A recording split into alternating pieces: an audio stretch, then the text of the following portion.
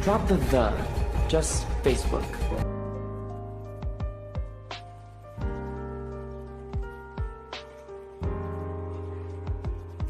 Di awal film ini diceritain bahwa Mark Zuckerberg muda masih kuliah di Harvard. Waktu itu dia lagi ngobrol di kafe sama pacarnya yang bernama Erika Albright. Nah, Erika ini adalah sosok yang sangat sederhana dan baik hati. Dia mau terus dengerin obrolan Mark yang sebenarnya bikin bingung. Mungkin saja kalau cewek lain bakalan nganggep Mark ini adalah orang yang aneh. Tapi si Erika tetap setia nemenin dia. Bisa jadi karena Mark mungkin kerjanya selalu di depan laptop, jadi dia gak tahu caranya sosialisasi yang baik. Akhirnya semua omongannya pun cuma ngomongin soal coding, pemrograman, dan hal yang sebenarnya sepele, tapi oleh Mark selalu diseriusin. Ekspresi dia pun selalu flat banget. Jadi orang gak tahu dia lagi bercanda atau lagi serius. Sampailah di sebuah obrolan di mana Mark yang tidak ngehargain Erika tentang pergaulan sama teman-temannya. Intinya, si Erika tersinggung dan akhirnya mereka berdua pun putus. Nah, di saat putus itu, Erika masih tetap menghargai Mark dengan enggak langsung pergi. Namun, Erika justru nemenin Mark dan berkata jika lebih baik mereka berteman saja. Singkat cerita, Mark sakit hati banget karena habis diputusin Erika.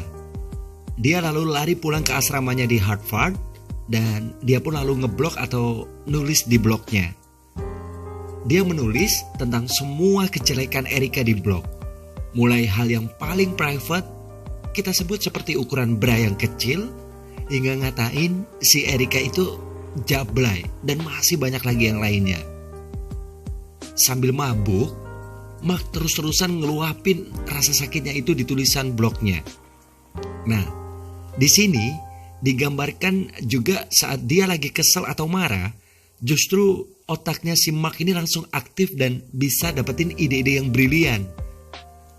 Jadi si Mark ini ngeluapin emosinya bukan keamarannya saja, namun justru memunculkan ide-ide baru.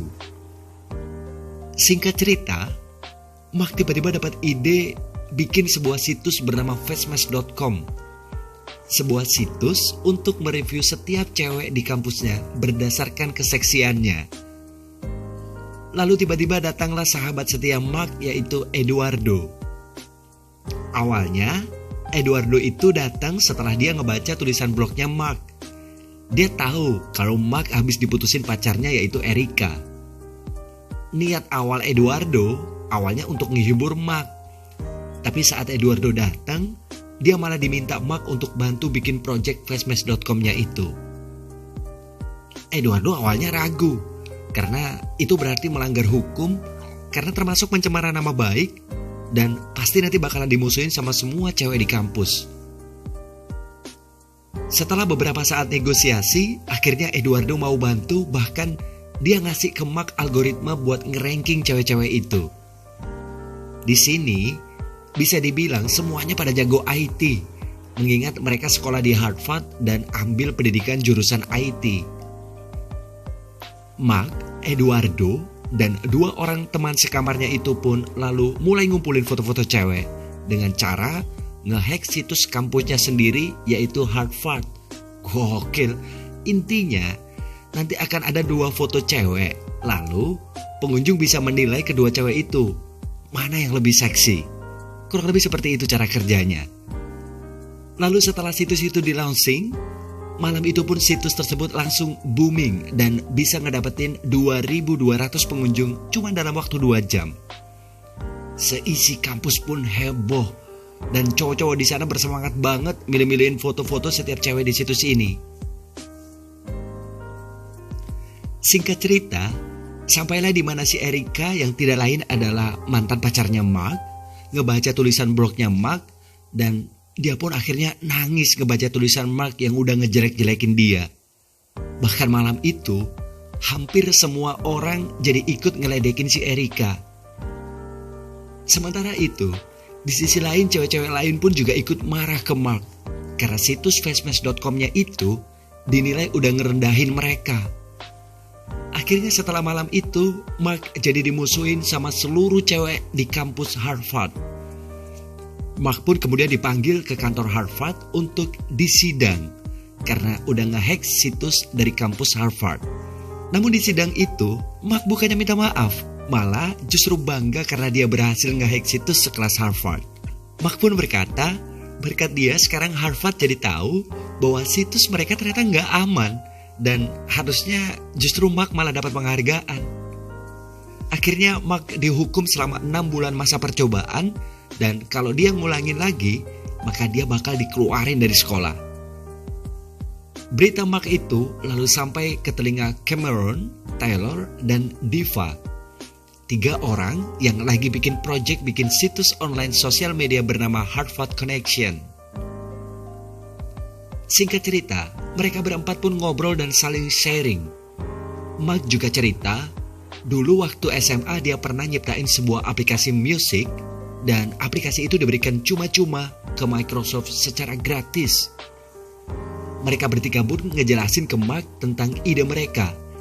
Jadi nantinya Harvard Connection itu bakalan jadi sosial media yang kalau kita bikin akun di sana, maka kita bisa ngisi ketertarikan kita, usia, data diri, foto, dan tentunya saling invite teman online. Lalu Mark bilang bahwa hal itu berarti gak ada bedanya sama Friendster dan MySpace. Gak ada sesuatu yang original. Tapi akhirnya Mark tetap bergabung dan mau bantu mereka untuk ngerjain proyeknya itu. Di tengah jalan, tetap saja Mark akhirnya keluar dan punya ide brilian lain. Dia mau bikin situs sosial media online sendiri. Mark pun nyamperin Eduardo karena tahu bahwa Eduardo itu bisa dibilang cukup kaya. Jadi Mark butuh modal buat jalanin idenya itu. Mark ngejelasin dan berusaha meyakinkan Eduardo bahwa dulu waktu fastmatch.com-nya itu viralnya itu bukan karena orang-orang ngelihat dan milihin foto-foto cewek doang. Karena kalau cuman foto cewek doang, orang-orang sebenarnya juga bisa cari di situs online lain.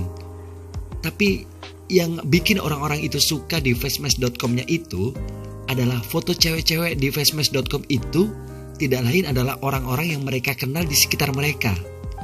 Disitulah Mark berpikir bahwa orang-orang sebenarnya pengen tahu aktivitas orang-orang yang mereka kenal. Seperti pacar, teman, dan keluarga mereka itu pada lagi ngelakuin apa. Jadi, Mark ingin bikin sosial media yang jika kita buka halaman orang yang kita kenal, maka kita bisa tahu aktivitas dia sekarang lagi ngapain saja. Dan sosial media itu tentunya berbeda sama fastmatch.com sebelumnya yang ilegal karena udah ngumpulin data dirinya dengan cara meretas atau ngehack situs lain. Sedangkan project ini nanti udah gak perlu dihitung lagi karena justru orang-orang bakalan ngisi sendiri data diri mereka ke halaman akunnya. Akhirnya Eduardo pun gabung dan dia mau bantuin Mark buat suplai dana modal sebesar $1.200. Eduardo itu nanti posisinya sebagai CFO atau co-founder dan Mark sebagai CEO-nya. Setelah hampir 30 hari non-stop mengcoding dan berhari-hari gak tidur, akhirnya tepat pada tanggal 11 Januari 2004, jadilah sebuah situs online bernama The Facebook. Tapi setelah berjalan sekitar sebulan, Mark masih belum puas dan ngerasa ada yang kurang dari situsnya. Berhari-hari Mark mikirin sampai gak bisa tidur.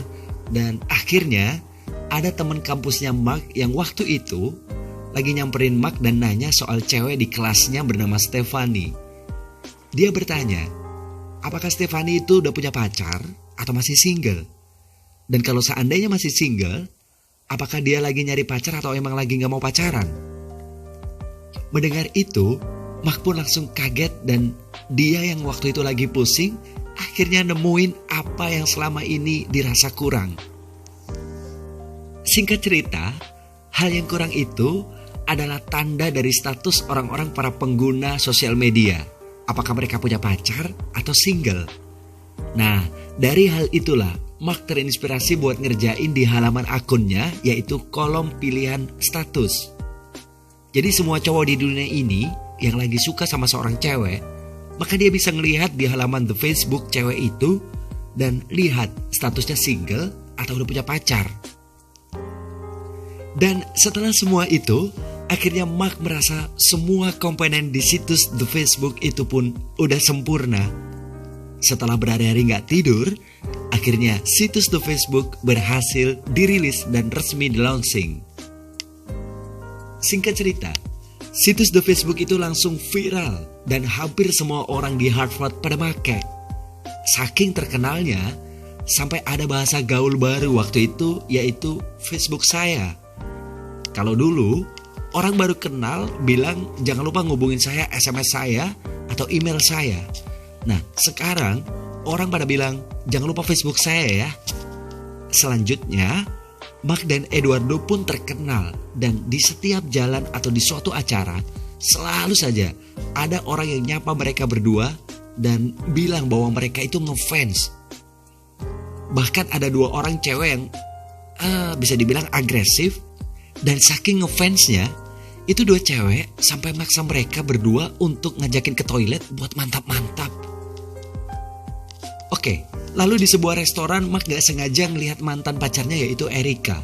Mark pun menyapanya dan minta maaf karena tulisannya dulu di blog udah ngejelek-jelekin si Erica. Tapi si Erica udah bener-bener sakit hati dan gak mau ngelihat mukanya Mark lagi. Seberapapun terkenalnya Mark saat itu, Erica udah gak peduli lagi. Akhirnya Mark pulang dengan penuh rasa penyesalan. Lalu saat di kamar asramanya, Mark dan Eduardo tiba-tiba terlibat perdebatan karena Eduardo ngelihat ada sebuah surat tuntutan hukum yang nuntut The Facebook karena udah nyuri ide dari rencana situs Harvard Connection yang tidak lain adalah milik Cameron, Taylor, dan Diva yang sebelumnya Mark pernah gabung dan keluar di tengah jalan. Mereka bertiga ngerasa bahwa The Facebook itu adalah konsep atau ide utamanya udah nyuri dari ide Harvard Connection yang mereka bikin.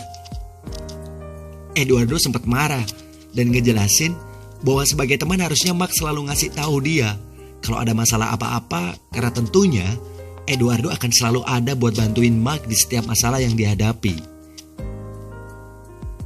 Tuntutan Cameron, Taylor, dan Diva itu masih terus berlanjut. Tapi sepertinya nanti kita akan bahas di akhir cerita. Sekarang kita berpindah ke Mark dan Eduardo, serta ditemenin sama pacarnya Eduardo yang tidak lain adalah Christy. Waktu itu mereka lagi ketemu sama namanya Sean Parker. Dia ini adalah owner dari situs download musik bajakan dan bisa dibilang dia adalah seorang miliarder dari situs online itu. Meskipun saat itu Sean Parker sedang bangkrut dan dia berencana buat kerjasama dengan Mark buat ngebangin The Facebook. Tapi Eduardo gak suka sama Sean Parker ini karena gayanya yang tengil, dari mulai datangnya telat setengah jam, suka main cewek, dan sampai pernah kena narkoba. Setelah semua obrolan selesai dan Sean Parker ini mau pergi, tiba-tiba dia pun bilang ke Eduardo dan Mark bahwa Drop the just Facebook. Nah, semenjak itu, Mark dan Eduardo pun mengubah nama situs mereka menjadi facebook.com. Singkat cerita, di perjalanan Sean Parker ini selalu menghasut Mark ke arah yang jelek. Seperti selalu ngajakin ke pesta, ngajarin cara buat main cewek, dan sampai puncaknya, si Sean Parker ini justru menghasut Mark buat nendang Eduardo untuk keluar dari timnya. Tapi si Mark waktu itu sih masih mikir 2 kali kalau harus nendang Eduardo. Lalu dengan segala relasi yang dimiliki oleh Sean Parker ini ngebantu ngebangin Facebook yang tadinya cuma di satu server saja, yaitu di server Amerika, menjadi bisa digunain ke seluruh dunia. Dan akhirnya, setelah perjuangan Mark dan Eduardo selama ini merintis Facebook dari awal, mereka berdua akhirnya dapat investasi besar untuk pertama kalinya, yakni sebesar $500,000. We did it. Mark akhirnya bisa punya kantor baru Facebook yang lebih bagus. Tapi Mark akhirnya kehasut sama Sean Parker ini dan dia pun akhirnya nendang Eduardo untuk keluar dari timnya. Ketika Eduardo tahu bahwa namanya udah dicoret dan dia dijebak, selanjutnya Eduardo marah dan kecewa sama si Mark. Eduardo itu nggak nyangka bahwa dia dikhianati sama sahabatnya sendiri. Eduardo nggak habis pikir sama si Mark dan kecewa karena dia lebih memilih Sean Parker cuman karena dia punya relasi besar buat ngembangin Facebook daripada sahabatnya sendiri yang udah ngerintis Facebook bareng dari awal. Eduardo pun akhirnya keluar dari kantor Facebook itu. Setelah Facebook udah sukses dan mencapai 1 juta pengguna pertamanya, akhirnya semua orang di kantor berpesta ngerayain pencapaiannya itu.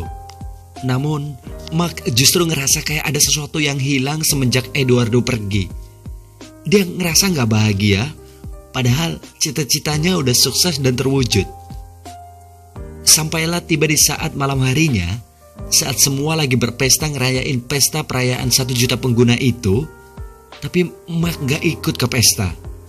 Dia tetap memilih stay di kantor dan saat itu Sean Parker yang lagi pesta narkoba tiba-tiba digerebek polisi dan akhirnya dia ketangkep polisi. Waktu itu Sean Parker nyoba menghubungi Mark buat minta tolong Mark, namun ternyata dia gak mau nolongin.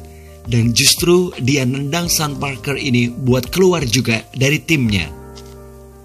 Ternyata yang nelpon polisi buat grebek pesta narkoba itu tidak lain adalah Mark sendiri. Akhirnya, saat ini tersisa Mark Zuckerberg sendiri di puncak jabatan Facebook sebagai CEO. Di perjalanan puncak itu, dia udah ngorbanin banyak banget. Mulai dari mantan pacarnya yaitu Erika, 3 orang pencetus ide awal sosial media yaitu Cameron Taylor dan Diva, Sean Parker, dan tentunya dia juga udah ngorbanin sahabatnya sendiri yang tidak lain adalah Eduardo. Pada akhir film ini diceritakan bahwa Mark Zuckerberg yang lagi ngadepin gugatan demi gugatan hukum, baik itu dari Cameron, Taylor, dan Diva soal pencurian ide mereka, dan selain itu dia juga mendapatkan gugatan dari Eduardo yang tidak lain adalah sahabatnya sendiri. Tapi akhirnya mereka semua mencapai kesepakatan damai dan memutuskan untuk tidak lagi melanjutkan gugatan mereka. Setelah semua itu selesai, Mark Zuckerberg pun waktu itu lagi ngebuka Facebook dan ngebuka halaman Facebooknya Erika. Dia pun mencoba menginvite-nya sebagai teman. Bahkan Mark yang pada waktu itu masih belum bisa move on dari Erika terus-menerus merefresh browsernya untuk melihat apakah undangannya di pertemanan itu diterima atau tidak oleh Erika. Dan film tentang awal mula terciptanya sosial media bernama Facebook ini pun berakhir.